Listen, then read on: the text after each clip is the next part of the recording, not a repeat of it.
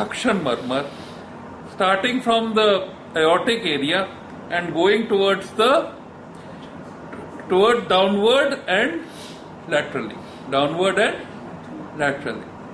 So aortic regurgitation, aortic stenosis. Mitral regurgitation, mitral stenosis.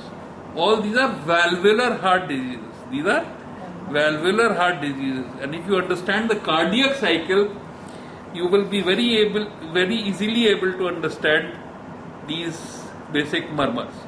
Now, besides these, what do you see in these lesions? What do you see in these lesions?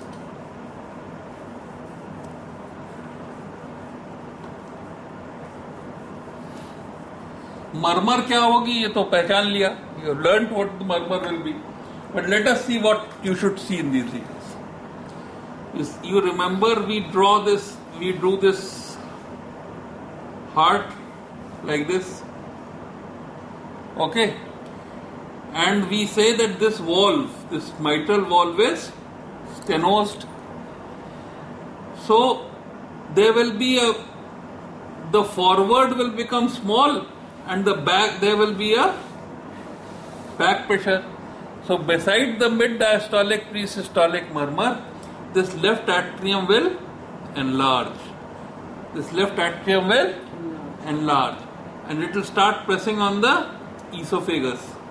So what will happen? Dysphagia. Dysphagia.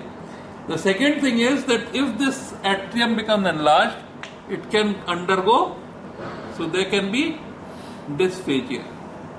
If this atrium enlarges, it can undergo what is known as atrial fibrillation.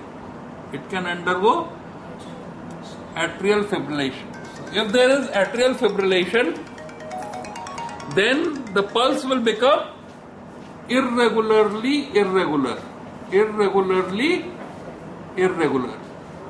What are the two reasons of an irregular pulse? Extrasystole and atrial fibrillation. So if the pulse is irregular. The third thing that can happen is that there can be a ball wall thrombus. There can be a thrombus here. So because of the thrombus,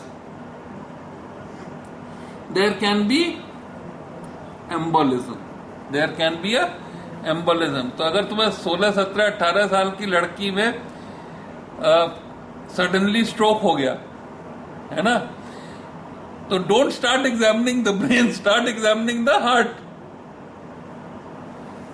मेरे को short case में 10 में 10 number एक बार खाली इसीलिए मिल गए क्योंकि case था हेमीप्लीजिया का यंग लड़की में और उन्होंने कहा क्या एग्जामिन करो, तो मैंने फौरन स्टेथो निकाल के हार्ट पे जो है ध्यान दिया. माइट्रल स्टेनोसिस, एम्बोलिज्म, सब एक्यूट बैक्टीरियल एंडोकार्डाइटिस, एम्बोलिज्म आया कहीं से. बच्चे में थ्रोम्बोसिस थोड़ी होगी. तो थ्रोम्बोसिस और एम्बोलिज्म हो गया. अब इसके बाद हम लोग थोड़ा सा पीछे चल दिए. पीछे चले तो हम लोग इससे जो है कहां आ गए? लंग में आ गए. कहां आ गए? लंग में आ गए. तो लंग में बेसिकली हमको बेसल क्रेफ्ट्स मिलने लगे. बेसल क्रेफ्ट मिलने लगे और बेसल क्रेफ्ट्स में सांस फूलने लगी. तो बेसल क्रेफ्ट्स हो गए और सांस फूलने लगी तो इसको हम लोग कहते हैं ऑर्थोपनिया. अगर लिटा दो तो बढ़ जाएगी.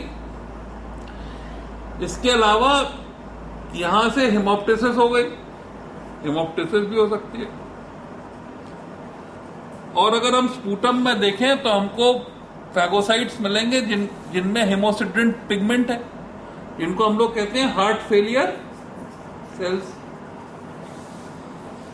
तो सांस फूलने लगी माइट्रल स्टेनोसिस में और ये सारी की सारी फीचर्स लंग की हो गई. अब तीसरी बात आई कि भाई लंग को प्रोटेक्ट करने के लिए पल्मोनरी आर्टरी कोलैप्स कर गई.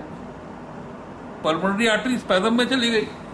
तो उसकी क्या पहचान है कि ये जो पल्मोनरी आर्टरी थी जो यहां से आ रही थी ये स्पैज़म में चली गई. ये जब स्पैज़म में चली गई तो क्या हुआ? P2 एक्सेंचुएट हो गई. P2 बढ़ गई. और P2 के बढ़ने के बाद क्या हुआ कि राइट वेंट्रिकुलर हाइपरट्रोफी हो गई, तो उससे पैरास्टर्नल हीव आ गई और फिर राइट वेंट्रिकुलर फेल कर गया। जब राइट वेंट्रिकुलर फेल कर गया तो नेक वेन्स आ गई, हिपैटोमेगैली हो गई, स्प्लीनोमेगैली हो गई, एसाइटिस हो गई, पीडल एडिमा हो गया। तो हर केस में जिसमें कि हमको ये मरमर मिल रही है, इस हर केस में हम लोग ये सारी की सारी चीजें माइट्रल स्टेनोसिस में 100% देखने की कोशिश करेंगे, 100%, कुछ नहीं छूटना। ठीक है। अब इसके अलावा माइट्रल स्टेनोसिस में एक प्रॉब्लम और होती है, उसको हम लोग कहते हैं साबे, सब एक्यूट बैक्टीरियल एंडोकार्डाइटिस। तो इसमें अगर इन्फेक्शन होता है तो साबे में इसके अलावा क्या एडिशनल फीचर होते हैं? 4 फीचर होते हैं खाली। पहला फीचर क्लबिंग, दूसरा फीचर माइक्रोस्कोपिक हेमेचूरिया, तीसरा फीचर पेनफुल स्प्लीनोमेगैली, चौथा feature infected emboli. Infected emboli मतलब उसमें ये तो बेचारा थ्रोम्बस जो था एट्रियल, ये तो इन्फेक्टेड नहीं था ना, पर जो माइट्रल वॉल्व पे एंडोकार्डाइटिस के बैक्टीरिया जमे हुए वो इन्फेक्टेड है। तो अगर वो ब्रेन में गए तो खाली स्ट्रोक नहीं होगा, एब्सेस हो जाएगा।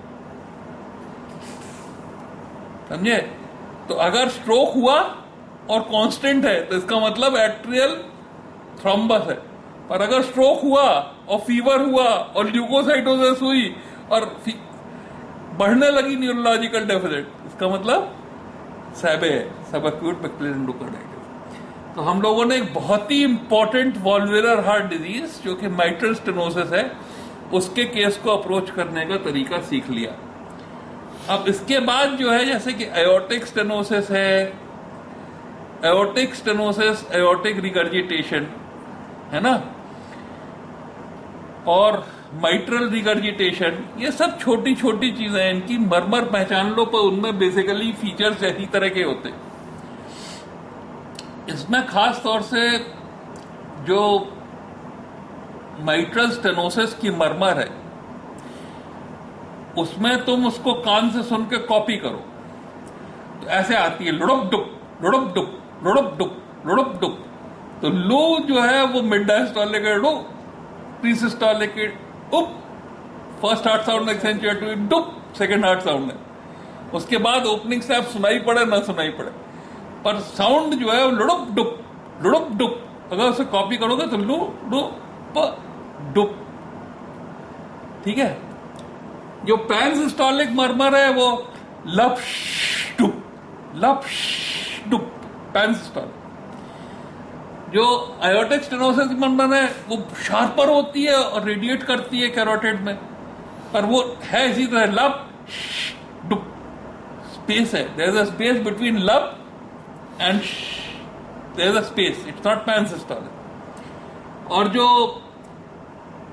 एओर्टिक रिगर्जिटेशन की मरमर है उसमें सक्शन साउंड होती है, लप लप लप डुप लप डुप, डुप के बाद सक्शन साउंड होता है, डायस्टोलिक में। इसके अलावा एओर्टिक रिगर्जिटेशन में एक चीज होती है, इसको हम लोग कहते हैं वाटर हैमर पल्स।